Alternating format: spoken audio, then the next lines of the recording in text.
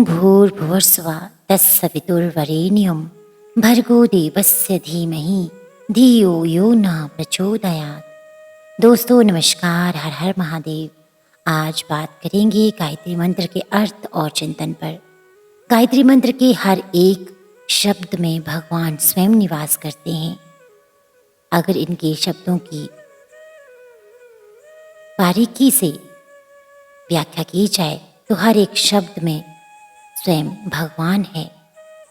ओम ब्रह्मा है, भू प्राण स्वरूप, भुव दुख नाशक, स्वः सुख स्वरूप है, तत् उस सवितु तेजस्वी और प्रकाशवान, वरेण्यम यानी श्रेष्ठ, भर्गः पापनाशक, देवस्य दिव्य को देने वाली, धीमहि धारण करें, धियो बुद्धि, यो जो, और न हमारी, प्रचोदयात् प्रेरित करे यानी जो हमारी बुद्धि को प्रेरित करे। गायत्री मंत्र के इस अर्थ पर मनन एवं चिंतन करने से अंतकरण में उन तत्वों की वृद्धि होती है जो मनुष्य को देवत्व की ओर ले जाते हैं। वे भाव बड़े ही शांतिदायक, उत्साहप्रद, सतोगुणी, उन्नायक एवं आत्मबल बढ़ाने वाले हैं। इन भावों का नित्य प्रति कुछ समय मनन करना चाहिए। मनन के लिए कुछ संकल्प होते हैं। इन शब्दों को नेत्र बंद करके मन ही मन दोहराना चाहिए और कल्पना शक्ति की सहायता से इसका मानस चित्र मनलोक में भली भांति अंकित कर लेना चाहिए। आइए अब विस्तार से जानते हैं भूलोक, भुवलोक, स्वलोक, इन तीनों लोकों में ओम परमात्मा समाया हुआ है। ये जितना भी विश्व ब्रह्मांड है परमात्मा की साकार प्रतिमा है। कण कण में भगवान समाये हुए हैं। इस सर्वव्यापक परमात्मा को सर्वत्र देखते हुए मुझे कुविचारों और कुकर्मों से सदा दूर रहना चाहिए एवं संसार की सुख शांति तथा शोभा बढ़ाने में सहयोग देकर प्रभु की सच्ची पूजा करनी चाहिए। दूसरा है तत् यानी वह परमात्मा सवितु तेजस्वी, वरण्य, श्रेष्ठ, भर्गो पाप रहित और देवस्य है, दिव्य। उसकी मैं अंतकरण में धारणा करता हूँ या करती हूँ। इन गुणों वाले भगवान मेरे अंतकरण में प्रतिष्ठित होकर मुझे भी तेजस्वी, श्रेष्ठ, पाप रहित एवं दिव्य बनाते हैं। मैं प्रतिक्षण इन गुणों से युक्त होता जाता हूँ। इन गुणों की मात्रा मेरे मस्तिष्क तथा शरीर के कण कण में बढ़ती जाती है। मैं इन गुणों से ओतप्रोत होता जाता हूँ। यो है परमात्मा, न हमारी, और धियो बुद्धि को, प्रचोदयात है सन्मार्ग में प्रेरित करें। यानी कि अगर इसका विस्तार से वर्णन किया जाए तो हम सबकी, हमारे स्वजन परिजनों की बुद्धि सन्मार्गगामी हो। संसार की सबसे बड़ी विभूति, सुखों की आदि माता सतबुद्धि को पाकर हम इस जीवन में ही स्वर्गीय आनंद का उपभोग करें, मानव जनों को सफल बनावे। दोस्तों, उपरोक्त तीन चिंतन संकल्प पर धीरे धीरे मनन करना चाहिए। एक एक शब्द पर कुछ क्षण रुकना चाहिए और उस शब्द का कल्पना चित्र मन में बनाना चाहिए।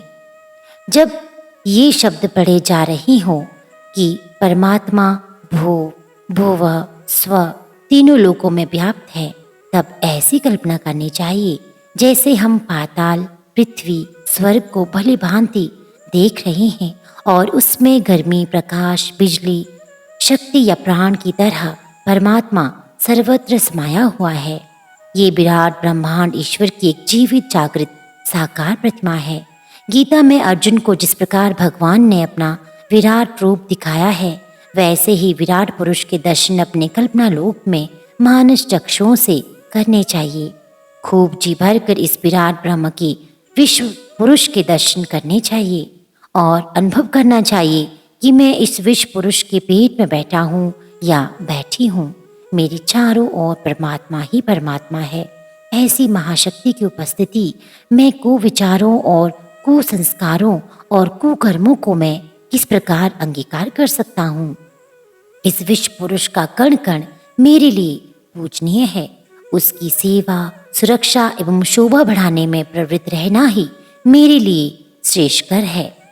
संकल्प के दूसरे भाग का चिंतन करते हुए अपने हृदय को भगवान का सिंहासन अनुभव करना चाहिए और उस परम तेजस्वी, सर्वश्रेष्ठ, निर्विकार, दिव्य गुणों वाले परमात्मा को विराजमान देखना चाहिए। भगवान की झांकी 3 रूप में की जा सकती है। नंबर 1 है विराट पुरुष के रूप में, नंबर 2 रामकृष्ण, विष्णु, गायत्री, सरस्वती आदि के रूप में, और नंबर 3 दीपक की ज्योति के रूप में। ये अपनी भावना, इच्छा और रुचि के ऊपर है। परमात्मा को पुरुष रूप या गायत्री के मातृ रूप में अपनी रुचि के अनुसार ध्यान किया जा सकता है। परमात्मा स्त्री भी है, पुरुष भी। गायत्री साधकों की माता गायत्री के रूप में ब्रह्म का ध्यान करना अधिक रुचता है। सुंदर छवि का ध्यान करते हुए उसमें सूर्य के समान तेजस्विता पर सर्वोपरि श्रेष्ठता, परम पवित्र निर्मलता और दिव्य सतोगुण की झांकी करनी चाहिए। इस प्रकार गुण और रूप वाली ब्रह्म शक्ति को अपने हृदय में स्थायी रूप से बस जाने की, अपने रोम रोम में रम जाने की भावना करनी चाहिए। दोस्तों, संकल्प के तीसरे भाग का चिंतन करते हुए ऐसा अनुभव करना चाहिए कि वे गायत्री बाह्य शक्ति हमारे हृदय में निवास करती है। भावना एवं मस्तिष्क में रहने वाली बुद्धि को पकड़कर सात्विकता के, धर्म के, कर्तव्य की, सेवा के सतपथ पर घसीटे ले जा रही है। बुद्धि और भावना को इसी दिशा में चलने का अभ्यास तथा प्रेम उत्पन्न कर रही है तथा वे दोनों बड़े आनंद, उत्साह तथा संतोष का अनुभव करते हुए माता गायत्री के साथ साथ चल रही है। गायत्री में दी हुई ये 3 भावनाएं क्रमशः ज्ञान योग, भक्ति योग और कर्म योग का प्रतीक है। इन्हीं 3 भावनाओं का विस्तार होकर योग के ज्ञान, भक्ति और कर्म ये 3 आधार बने हैं। गायत्री का अर्थ चिंतन, बीज रूप से अपनी अंतरात्मा को तीनों योगों की त्रिवेणी में स्नान कराने के समान है। इस प्रकार चिंतन करने से गायत्री मंत्र का अर्थ भली प्रकार हृदयंगम हो जाता है और उसकी प्रत्येक भावना मन पर अपनी छाप जमा कर लेती है, जिससे ये परिणाम कुछ ही दिनों में दिखाई देने लगता है कि मन को विचारों और कुकर्मों की ओर से हट गया है और मनुष्य चित्त सद्विचारों एवं सत्कर्मों में उत्साहपूर्वक रस लेने लगा है। ये प्रकृति प्रारंभ में चाहे कितनी भी मंद क्यों न हो, पर यह निश्चित है कि यदि वह बनी रहे, बुझने न पावे, तो निश्चय ही आत्मा दिन दिन समुन्नत होती जाती है। उम्मीद करती हूँ आपको गायत्री मंत्र का ये चिंतन संतोषजनक और शांति प्रदायक लगा हो। आपका दिन शुभ हो। हर हर महादेव। जय गायत्री माँ।